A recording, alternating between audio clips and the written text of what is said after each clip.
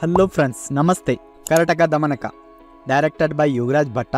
ಇದ್ರಾಗ lead role ಆಗಿ ಶಿವಣ್ಣ ಮತ್ತು ಪ್ರಭುದೇವ ಅವರು ಆ್ಯಕ್ಟ್ ಮಾಡಿದರು. ಸಿನಿಮಾ ನೋಡಿ ಬಂದೆ. ಹೆಂಗೈತಿ ಭಟ್ರು ತೋರಿಸಿರೋ ನರಿಗಳ ಕತೆ. ಪಿಕ್ಚರ್ ಒಳಗೆ ನಮಗೆ ಏನೇನು ಇಷ್ಟ ಆಗ್ತೈತಿ ಮತ್ತು ಏನೇನು ಕಷ್ಟ ಆಗ್ತೈತಿ ಅನ್ನೋದನ್ನು ಹೇಳ್ತಾನು. ಅದಕ್ಕಿಂತ ಮೊದಲು ಅವನು ನನ್ನ ಚಾನಲ್ ಒಂದು ಸಬ್ಸ್ಕ್ರೈಬ್ ಮಾಡಿರಿ. ಅದಕ್ಕೇನು ಮಾಡ್ತೀರಿ ಗೊತ್ತಿಲ್ಲ, ಒಟ್ಟೆ ಕ್ಲಿಕ್ ಆಗಿರ್ಬೇಕು. ಹಂಗೆ ವಿಡಿಯೋನು ಎಂಡ್ವರೆಗೆ ನೋಡಿರಿ, ಸಪೋರ್ಟ್ ಮಾಡಿರಿ. Okay, let's start. ಈ ಪಿಕ್ಚರ್ ಸ್ಟೋರಿ ಹೇಳ್ಬೇಕಂದ್ರೆ, ನಂದಿ ಕೋಲೂರು ಅನ್ನೋ ಒಂದು ಸಣ್ಣ ಹಳ್ಳಿ ಒಳಗಡೆ 15 ವರ್ಷದಿಂದ ಬರಗಾಲ ಬಿದ್ದೈತಿ.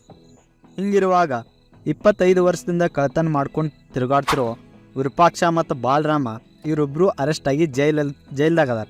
ಈ ಸಿಚುವೇಶನ್ದಾಗ ಇವರಿಬ್ಬರಿಗೂ ನಂದಿ ಕೋಲೂರಿಗೆ ಹೋಗ್ಬೇಕಾಗೋ ಪರಿಸ್ಥಿತಿ ಬರ್ತೈತಿ. ಯಾಕೆ ಆ ಊರಿಗೆ ಹೋಗಬೇಕು, ಹೆಂಗೆ ಹೋಗ್ತಾರೋ, ಅಲ್ಲಿ ಹೋದ್ಮೇಲೆ ಏನೇನೆಲ್ಲ ಪ್ರಾಬ್ಲಮ್ಸ್ ಆಗ್ತೈತೆ ಅನ್ನೋದನ್ನು ನೀವು ಈ ಸಿನಿಮಾ ನೋಡೇ ತಿಳ್ಕೊಬೇಕು. ನನಗಿಲ್ಲಿ ಇಷ್ಟ ಆಗಿದ್ದು ಏನಪ್ಪ ಅಂದ್ರೆ, ಉತ್ತರ ಕರ್ನಾಟಕ ಸೊಗಡನ್ನು ಯುವರಾಜ್ ಭಟ್ ಅವರ ಭಾಳ ನೀಟಾಗಿ ತೋರಿಸಿದ್ದಾರೆ. ಇಲ್ಲಿಯ ಜನರ ಜೀವನ, ಅಲ್ಲಿಯ ಜಗಳ, ಆಮೇಲೆ ಆ ಭಾಷೆ, ಬೈಗುಳುಗಳ, ಇವೆಲ್ಲ ಒಂಥರ ಇಷ್ಟ ಆಗ್ತಾವೆ. ಮೇನ್ಲಿ ಇಲ್ಲಿ ತೋರಿಸಿರೋ ಬರಗಾಲ ಪರಿಸ್ಥಿತಿ ಅದು ಕೂಡ ವರ್ಕ್ ಆಗ್ತೈತಿ. ಆ್ಯಕ್ಟಿಂಗ್ ವಿಷಯಕ್ಕೆ ಬಂದ್ರೆ, ಶಿವಣ್ಣ ಮತ್ತು ಪ್ರಭುದೇವ ಅವರ ಸಿನಿಮಾ ಸ್ಟಾರ್ಟಿಂಗಿಂದ ಹಿಡ್ದು ಎಂಡ್ವರೆಗೂ ಕೂಡ ಇರ್ತಾರೆ. ಸ್ಪೆಷಲಿ ಪ್ರಭುದೇವ ಅವ್ರದ್ದು ಕಾಮಿಡಿ ಟೈಮಿಂಗ್ ಇಷ್ಟ ಆಗ್ತೈತಿ ಎಲ್ಲರಿಗೂ. ಆಮೇಲೆ ಹೀರೋಯಿನ್ಸ್ ಅವರು ಕೂಡ ಸಿಚುವೇಶ್ನಲ್ಲಿ ಒಂದು ಒಳ್ಳೆ ಆ್ಯಕ್ಟಿಂಗ್ ಮಾಡಿದರು.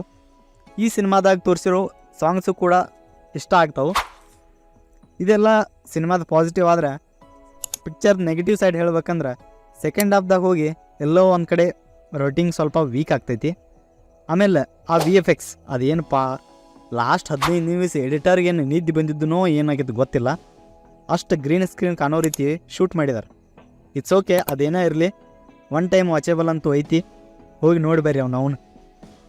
ವಿಡಿಯೋ ಇಷ್ಟ ಆದ್ರೆ ಸಬ್ಸ್ಕ್ರೈಬ್, ಲೈಕ್ ಆ್ಯಂಡ್ ಕಮೆಂಟ್ ಮಾಡೋದನ್ನು ಮರಿಬೇಡ್ರಿ. ಓಕೆ, ನೆಕ್ಸ್ಟ್ ವಿಡಿಯೋದಾಗ ಸಿಗೋಣ. ಅಲ್ಲಿವರೆಗೂ ಬಾಯ್.